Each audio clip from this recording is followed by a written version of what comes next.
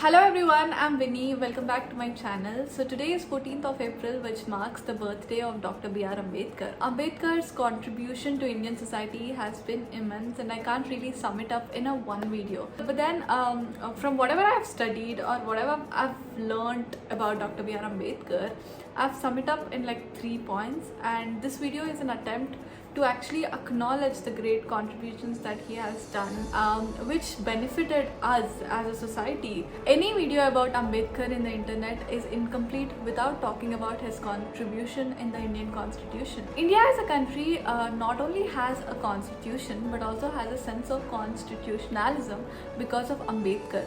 Now, it is very interesting to know the difference between constitution and constitutionalism. Any country can have a constitution. For example, North Korea also has a constitution, but it wouldn't be desirable to say that North Korea has a sense of constitutionalism, because still the people of North Korea get to do the haircut that is decided by their supreme leader. So Dr. B.R. Ambedkar made sure that India not only have a constitution but also has a constitutionalism. That made sure that India is always in the democratic rule and is never, or India can never be a totalitarian rule. Now, totalitarian rule is nothing but the total authority of the country, the total authority of a state can never be under the hands of one person, one institution, one entity, one organization. It cannot be. And this is the structure, or this is the soul of our Indian Constitution, which was designed by Dr. B.R. Ambedkar. So to be a leader like Dr. B.R. Ambedkar, we must abide by the values of the Indian constitutionalism, which are secularism, equality, independent judiciary, transparent government systems, securing fundamental rights of a citizen, fair elections, and government aspirations to be a welfare state. In fact, few scholars also mention that DPSP, that is Directive Principles of State Policy, are Ambedkar's favorite topic in the Constitution. The second important value that we can learn from Dr. B.R. Ambedkar is owning ourselves and fighting for the rights of everyone around us.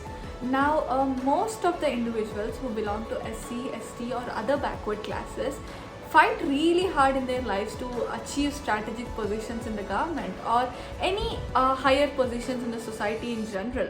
But once they achieve a sense of success, they start disowning their own community. इसे किसी दूसरे के problem में कोई interest नहीं है. अपने cast के बारे में किताब लिख दी इसने. And she forced all of us to come out. Excuse me? Amit तू काहीतरी बोलू Wait a second. What do you mean exactly? Did you even ask me, Didi, if I want to be known as a quota student? Did you? Exactly. Are you ashamed? दीदी तुम New York में रहती हो यार, और हम दिल्ली में हैं. We face it every single day. But why do you feel ashamed? Have you thought about it? No. We don't think ना. You are the only intellectual in the family. आम्ही सगळ्यांना म्हणजे मूर्ख आहोत. Don't change the topic. Why do you feel ashamed? Because for centuries these people have told us to be. Yeah, right. So what? So what? If you want people to treat you a certain way, start treating yourself like that first. In fact, I have recently watched a meme, or actually a video of a stand-up comedian where he was just mimicking the same trait of how few people say, you know, my parents are from Bihar but I'm from Delhi. Same applies to the caste also, which is exactly the opposite of what Ambedkar did. Ambedkar himself didn't had an easy childhood. He was discriminated a lot for being born into a Mahar caste family. In fact, if you want to know more about Ambedkar's experiences with discrimination, you can read a book called Waiting for a Visa, which is an autobiography written by Ambedkar himself. Coming back to the point, even being the chairman of the drafting committee, Ambedkar never disowned his people. He worked really hard to reach the position where he was, but he worked harder to raise the level of the depressed classes equal to other classes. Untouchability existed for more than 2000 years and nobody really cared about it. It was only because Ambedkar held a strategic position in the Constituent Assembly, and because he really cared and did not disown his community, that untouchability is abolished today. In fact, he says that few leaders' idea about about depressed classes is only about allowing them to temples. To that he also says that we don't care about being allowed into a temple anymore. We want a dignity of life. We want to be treated equal. We want to live a life like you.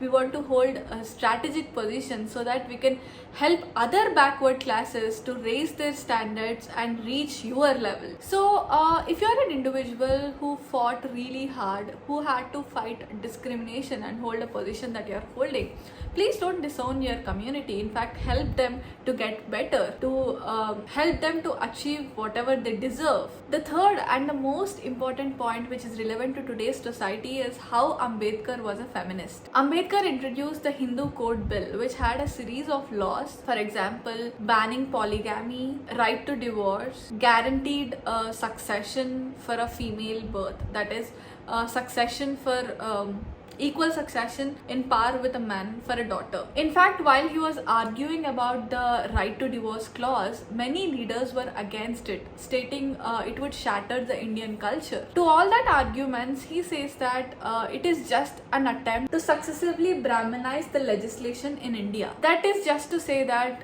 you cannot frame a law based on what the upper caste follows, because divorce might be uncommon in the upper castes, but it is very prevalent in the minorities, in the Shudras, which occupy 90% of the Indian culture. Because of the Hindu Code Bill, there were many protests across the country, fearing which Nehru actually postponed this bill, and when he finally introduced the bill, there were many clauses which were being removed. This really upset Dr. B.R. Ambedkar, and he actually resigned. This shows that all that Ambedkar really spoke about was equality, whether it's caste or gender. As we are concluding this video, I would like to reaffirm these three things. To be a leader like Ambedkar, we must follow the values of Indian constitutionalism and not totalitarianism. To be a responsible leader like Ambedkar, one must not disown his own identity. And to be a good human like Ambedkar, be a feminist and fight for equal rights irrespective of gender or caste. Thank you all for watching this video till the end, and happy Ambedkar Jayanti to you all.